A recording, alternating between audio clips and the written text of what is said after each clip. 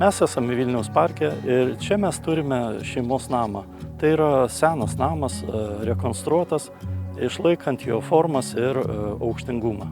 Pradžioje galvojame apie granulinį katilą, tačiau informacija ir žinios, kaip jį reikia krauti, kaip jį reikia prižiūrėti, mane tikrai neigiamai nuteikė. Todėl pasirinkau oras vanduo šilumos siurblį.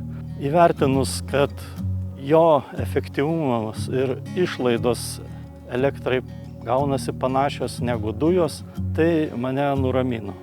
Taip pat pasirenkant šilumos siurblį ilgai teko galvoti, kaip ruošti karštą vandenį. Ar tai daryti su atskiru boileriu, ar tai daryti su vidiniu boileriu.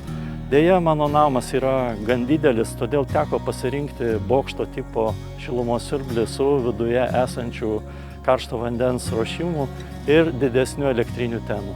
Atvažiuodamas į Vilnių žiemą, nekartą stebėdavau, kaip Vilnius pasitinka mane nuo smogo, susijusi su katilų eksploatacija. Aš jausdavausi prie to prisidedantis. Dabar, kai pasirinkau šilumos siurblį, aš jaučiuosi laisviau, nes aš rūpinuosi apie savo vaikų ateitį.